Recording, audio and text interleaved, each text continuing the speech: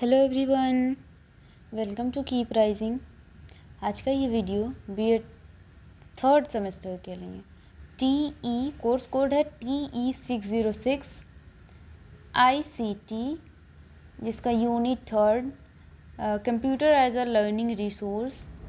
तो computer learning resource कैसे है एज अ लर्निंग रिसोर्स। तो हम जानते हैं क्या है कंप्यूटर। कंप्यूटर शब्द की उत्पत्ति लैटिन शब्द के भाषा कंप्यूट से हुई, जिसका अर्थ है गणना करना अथवा गिनती करना। कंप्यूटर एक विद्युतीय विधि है जिसके अंतर्गत निमेष रूप से क्रियाएं दी जाती हैं जो निर्गत प्रदान करता है। मतलब हम इनपुट करते हैं, वो आउटपुट हमें प्रदान करता है। कंप्यूटर एक विधि है जो आंकड़ों को अर्थपूर्ण बनाता है। तो हम कंप्यूटर एक ऐसी मशीन है जो हमारे कार्य को आसान करता है। कंप्यूटर बिना थके कार्य को पूर्ण करता है। Role of computer in teaching learning process. मैंने ये नोट्स बस कुछ पॉइंट्स, क्योंकि बीएड में ऐसा है ना कि बहुत ज़्यादा ब्रॉड लिखना या बताना सही नहीं होता है। ऐसा बताओ कि की पॉइंट्स मीन्स की पॉइंट्स, बस उससे क्या रहता है ना, दिमाग में याद रहता है, दिमाग में बना रहता है और याद रहता है कि इसका पॉइंट ये था। तो हम कुछ पढ़ के जाते हैं तो हम लिख भी लेते हैं, तो समझने की देरी है। तो चलिए आगे देखते हैं। Role of computer in teaching learning process. तो टीचिंग लर्निंग प्रोसेस में कंप्यूटर का रोल क्या है? तो कंप्यूटर का पहला रोल क्या है टीचिंग लर्निंग प्रोसेस में? शिक्षक के रूप में कंप्यूटर जो है ये शिक्षक के रूप में कार्य करता है। किसी विषय के बारे में या बार बार अध्ययन करा सकता है जो कि शिक्षक द्वारा नहीं किया। शिक्षक के रूप में ये कैसे है कि अगर कोई टीचर क्लास में एक बार पढ़ा रहा है तो वो फिर कल दूसरा टॉपिक पढ़ाएगा, एक बार जल्दी जल्दी से बता पाएगा, लेकिन ये ऐसा नहीं हो सकता कि वो फिर से दोबारा उसी चीज़ को, उसी लाइन को, उसी सेम टू सेम क्लास को दोबारा वो पढ़ा सके। लेकिन कंप्यूटर एक ऐसा यंत्र है जिसके द्वारा शिक्षक के रूप में वह कार्य करता है। किसी चीज़ को दोबारा हम पढ़ सकते हैं, अध्ययन कर सकते हैं। ज्ञान के स्रोत के रूप में, ज्ञान के स्रोत के रूप में टीचिंग लर्निंग प्रोसेस में कंप्यूटर का रोल क्या है? विद्यार्थियों को जो मोटी मोटी किताबें पढ़ने या खरीदने की आवश्यकता होती है ना, इसमें नहीं होता, क्योंकि कंप्यूटर के द्वारा सब मिल जाता है। इसमें प्रत्येक ज्ञान का संग्रह है। और तीसरा पॉइंट है role of computer in teaching learning process में। तीसरा पॉइंट है सूचनाओं का संग्रह करने में। यह सूचनाओं को संग्रहित करता है, किसी चीज़ को ऐसे संग्रहित करता है बिना भूले, बिना किसी चीज़ को मिस नहीं करने देता। वो सब चीज़ जैसे आप रखेंगे, जो चीज़ रखेंगे प्रत्येक चीज़ें पड़ी रहेंगी। तो ये सूचनाओं को संग्रहित करता है। चौथा है परीक्षक के रूप में। परीक्षक के रूप में कैसे है? हम OMR सीट जो होती है वो कंप्यूटर द्वारा ही चेक होती है। सबसे अच्छा एग्जांपल परीक्षक के रूप में OMR कॉपी मूल्यांकन करने के लिए प्रयोग किया जाता है, जो मूल्यांकन के लिए कंप्यूटर का प्रयोग किया जाता है। शिक्षा प्रशासन के क्षेत्र में, शिक्षा प्रशासन के क्षेत्र में क्या है? छात्रों के अभिलेख रखने के लिए, उनका बच्चों का रिकॉर्ड रखने के लिए कंप्यूटर का प्रयोग करना। अभी हम रजिस्टर में रखते हैं, कुछ सालों के बाद, कुछ टाइम के बाद कुछ पेज रहता है, अलमारी में रख देंगे, चूहे लग गए तो काट देंगे, गंदा होता है, बहुत सारी चीज़ें होती हैं। लेकिन कंप्यूटर में क्या है? अभिलेख रखने के लिए बहुत ही अच्छा, सुविधाजनक और सुरक्षित स्थान है। वित्तीय व्यवस्था बनाने के लिए जो फ़ी होता है वो, छात्रों के लिए अंक को भेजने तालिका बनाने के लिए, छात्रों की उपस्थिति तथा शिक्षक के अवकाश से संबंधित आलेख की फाइल सुरक्षित रखने के लिए, प्रत्येक फाइलें जो होती हैं उसको सुरक्षित रखने के लिए कंप्यूटर का प्रयोग किया जाता है। और आगे है शिक्षण परिस्थितियों में छात्र के पंजीकरण के लिए पूर्व परीक्षण की व्यवस्था करना, कार्यक्रम का नियोजन करना, छात्रों के विकास के लिए निर्देश करना, प्राप्तांकों एवं परीक्षणों को प्रयोग में लाना, नए पाठ्यक्रम के विकास में। अनुसंधान के कार्यों में कंप्यूटर का रोल क्या है? कई घंटों का काम कुछ मिनटों में हो जाता है कंप्यूटर की सहायता से। कोई भी काम हम रिसर्च करते हैं तो कई घंटे जो लगने होते हैं वो कुछ मिनटों में हो जाता है। अगला है दूरस्थ शिक्षा के लिए, डिस्टेंस लर्निंग के लिए computer is the best.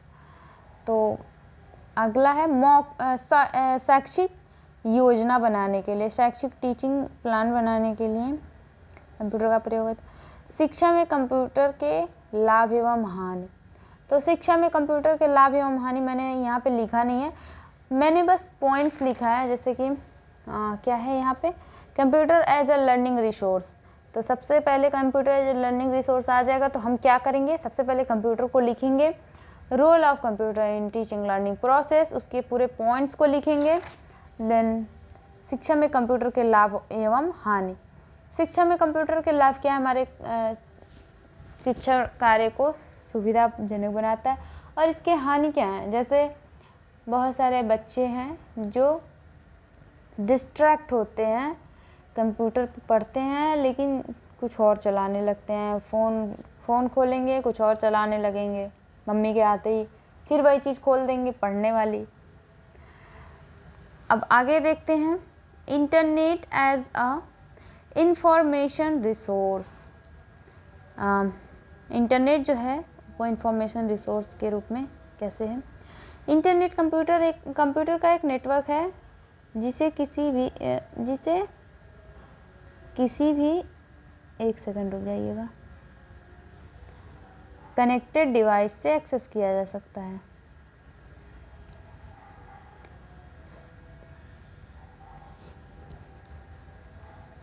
Internet का फुल फॉर्म इंटरकनेक्टेड नेटवर्क होता है, जिसे हिंदी में अंतरजाल कहा जाता है, जिसका अर्थ नेटवर्क का ऐसा जाल जिससे बहुत सारे कंप्यूटर को आपस में जोड़ा जा सके। इंफॉर्मेशन रिसोर्स, सबसे पहले internet as a information resource में सबसे पहले क्या लिखेंगे, इंटरनेट क्या होता है इसको लिखेंगे। तो इंटरनेट एक ऐसा माध्यम है जिसके द्वारा हम आसानी से इंफॉर्मेशन कलेक्ट कर पाते हैं, एक जगह बैठ के दूसरी जगह को देख पाते हैं, जान पाते हैं, वहाँ की सूचनाओं को संग्रहित एकत्र कर पाते हैं। और इसका पूरा नाम लिखेंगे। और ये क्या करता है, ये बहुत सारे कंप्यूटर को एक साथ कनेक्ट करता है। हम जैसे कि हम देश के कहीं भी कोने से बैठ के किसी को फेस टू फेस बातें कर सकते हैं, किसके वजह से, कंप्यूटर में इंटरनेट की वजह से। इंफॉर्मेशन रिसोर्स क्या है, शिक्षा के क्षेत्र में, बैंकिंग के क्षेत्र में, शिक्षा के क्षेत्र में कैसे है, बैंकिंग के क्षेत्र में। अब इंफॉर्मेशन रिसोर्स कैसे है, तो मैंने यहाँ पे बस पॉइंट्स लिखे हैं, मैं आपको बता दूंगी। शिक्षा के क्षेत्र में, बैंकिंग के क्षेत्र में, नौकरी के क्षेत्र में, ग्रामीण क्षेत्रों में, सरकारी नौकरी के क्षेत्र में, टूर और ट्रैवलिंग के क्षेत्र में, बिजनेस के क्षेत्र में, राष्ट्रीय सुरक्षा के क्षेत्र में, कम्युनिकेशन के क्षेत्र में। तो सबसे पहले शिक्षा के क्षेत्र में, शिक्षा के क्षेत्र में नेटवर्क एक ऐसा माध्यम है जिससे बालक कोई भी चीज़ इंटरनेट पे सर्च करके आसानी से पढ़ पाएगा, फ्री ऑफ कॉस्ट भी रहता है इंटरनेट बहुत सारी चीज़ें, तो उसे वो जान पाएगा, समझ पाएगा। बैंकिंग के क्षेत्र में, बैंकिंग के क्षेत्र में बैंक के कार्य को आसान करने के लिए इंटरनेट का आवश्यकता पड़ता है। नौकरी के क्षेत्र में क्या है, पहले ये होता है डॉक्यूमेंट लीजिए और आप जगह जगह पे जाके जॉब खोजते थे। अब ऐसा क्या है, आप घर पे कंप्यूटर पे नेटवर्क द्वारा एक्सेस कर सकते हैं और वहाँ पे नौकरी ढूंढ सकते हैं। ग्रामीण क्षेत्रों में भी इंटरनेट की बहुत सारी ऐसी चीज़ें हुई हैं जो कि अच्छी चीज़ें हैं। तो ग्रामीण क्षेत्र में, सरकारी नौकरी के क्षेत्र में, सरकारी नौकरी का फॉर्म आता था तो पता नहीं चलता था, जानकारी बिना। अब नेटवर्क की वजह से हर एक जगह पे एड्स आने लगते हैं और सरकारी नौकरियों का पता चल पाता है। टूर और ट्रैवलिंग के क्षेत्र में, टूर करने के लिए हम पहले नेट पे चेक कर लेते हैं कि हम जहाँ जा रहे हैं वो कैसी जगह है, हमें किस चीज़ की आवश्यकता पड़ेगी और क्या क्या करना होता है। तो ये सारी जानकारियों के लिए इंटरनेट बहुत ही अच्छा माध्यम है। बिज़नेस के क्षेत्र में बिज़नेस को ऑनलाइन करने के लिए, ऑनलाइन जैसे ऑनलाइन शॉपिंग हो गया, तो इन सब के क्षेत्र में बिज़नेस ग्रो कर रहा है इंटरनेट के द्वारा। राष्ट्रीय सुरक्षा के क्षेत्र में, कम्युनिकेशन के क्षेत्र में, कम्युनिकेशन जैसे हम यहाँ पे बैठ के एक देश में बैठ के दूसरे देश में किसी से बातें कर सकते हैं, तो वो कम्युनिकेशन के क्षेत्र में, कम्युनिकेशन के क्षेत्र में वो बढ़ोतरी इंटरनेट के माध्यम से हुआ है।